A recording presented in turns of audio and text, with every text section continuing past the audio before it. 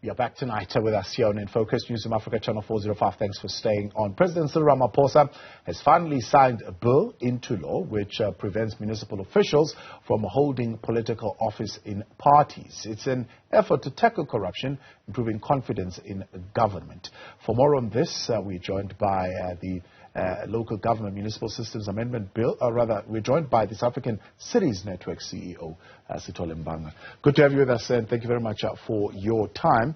The problem of, for example, municipal managers and maybe senior officials in municipalities playing a role within political structures, how has that impacted on the performance of municipalities, and I suppose particularly people pointing to questions of corruption? Tawagu, good evening, and thanks for having me on your show. I think what we have experienced in the last couple of years of institutionalizing democratic local government has been an increase in what you call poor political and administrative interface. In other words, the interaction between elected and appointed officials that are supposed to be administering and governing and managing the local government institution has been relatively poor.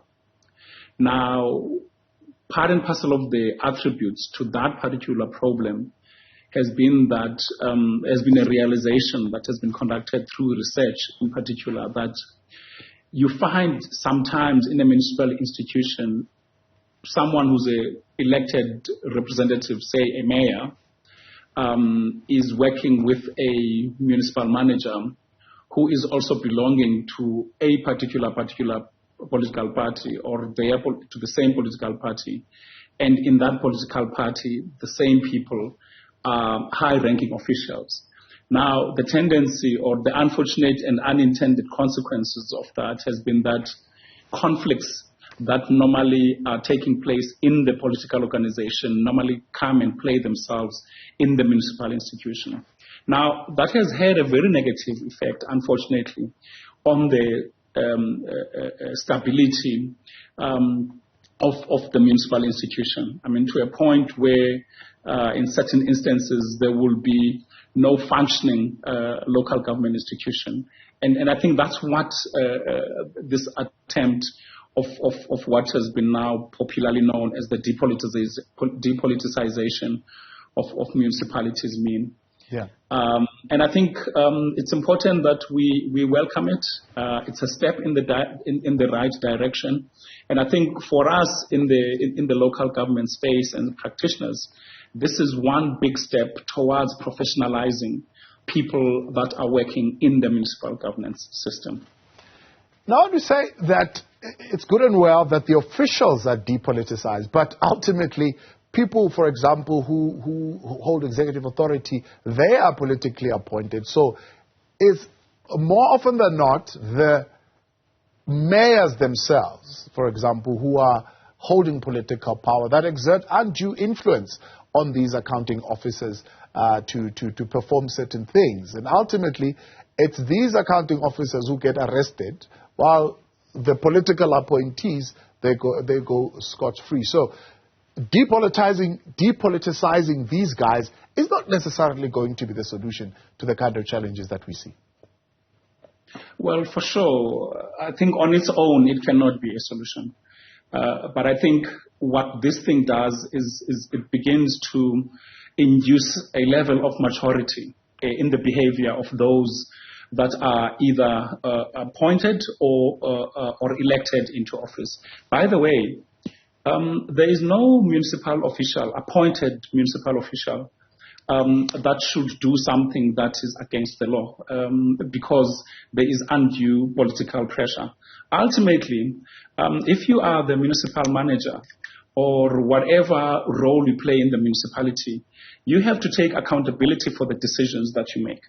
What politically appointed officials in the municipalities do is to bring their policy prescripts into the municipal institution because anyway, they are the ones that would have been elected on the basis of their political manifesto that they would have promised to the citizenry when it was elections time. And that goes for across all the spheres of government that we're talking about. So it's not that you shouldn't have political influence. Political influence must be there because political influence drives the policy that would have been prescribed in the manifesto of those organizations. But the issue is that whatever you are doing as a municipal official, you must do it within the framework of the law.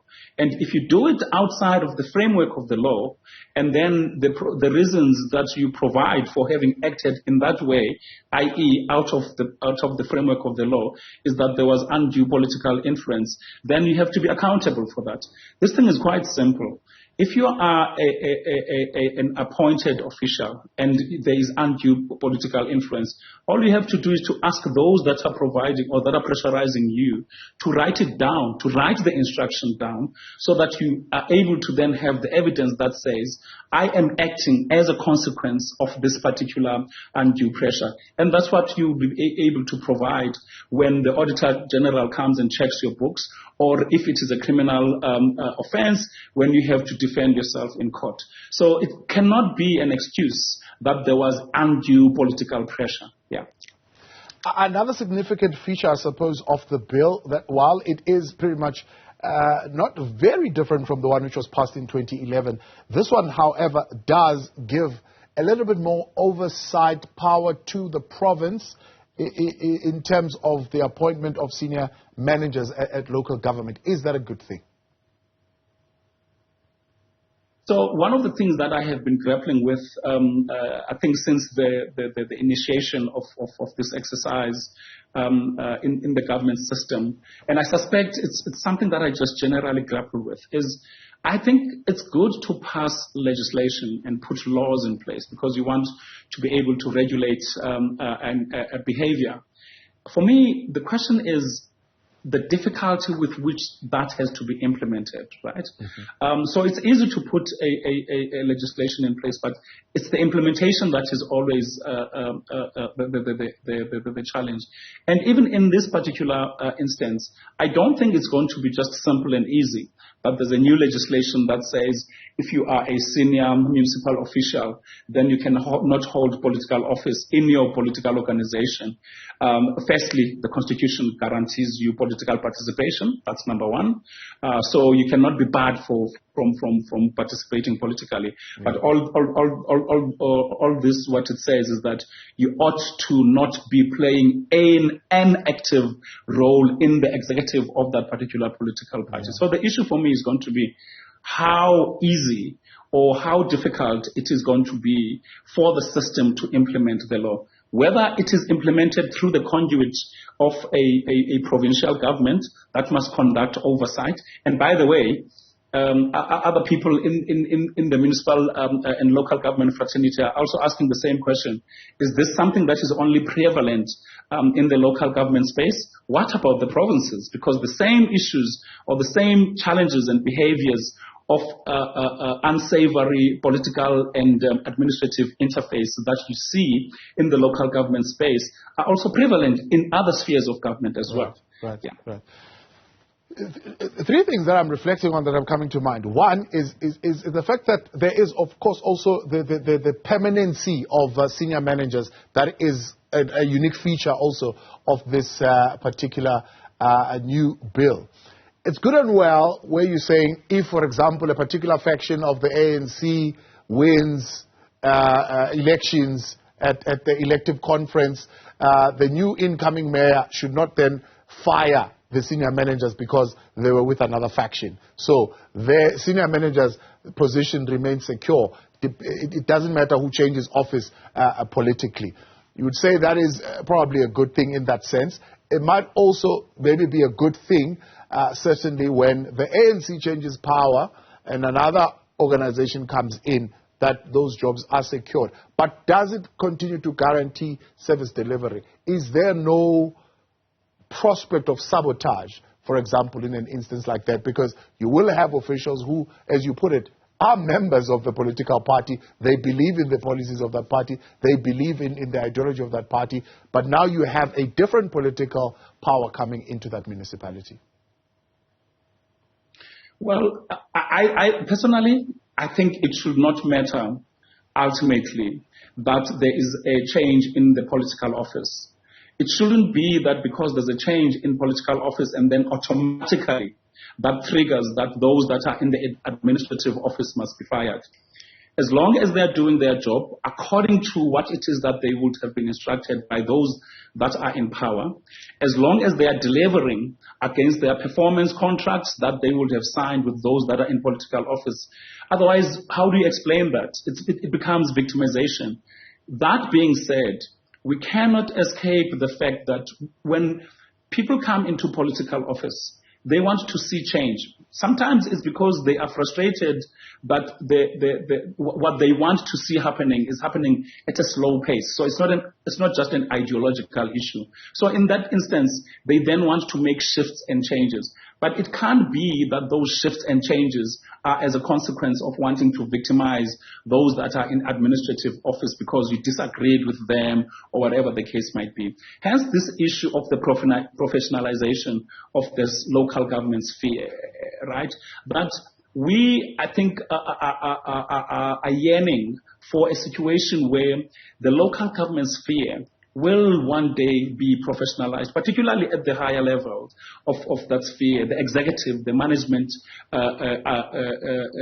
executive committees of the various municipal institutions. So ultimately, it should not be about victimization. It should be because you are wanting to change something, maybe the pace at which things are happening. Perhaps the choices that have been made when you come into political office are not the choices that you think are going to bring positive change for the benefit of society. And I think the one thing that I would like to add, Thabo, is that, you know, I think one of the things that we need to start being able to do as we strengthen our democracy through the introduction and improvement in legislation and policy is to involve society. You know, I think one of the mistakes that we have made was to sideline society and think that government is only, or the public sector is only for the public sector, when in fact we should have taken the ethos with which we delivered the project democracy into our country, into the institutions of governance, where we include civil society or society general, where we meaningfully involve the business sector. I mean, the business sector is part and parcel of your citizenry, where we infuse innovation on how things ought to be happening. So as long as it's not victimization, I don't think it should be a problem. I appreciate your time, sir. Thank you very much for joining us. That is the CEO of the South African Cities Network, Sithole Mbanga.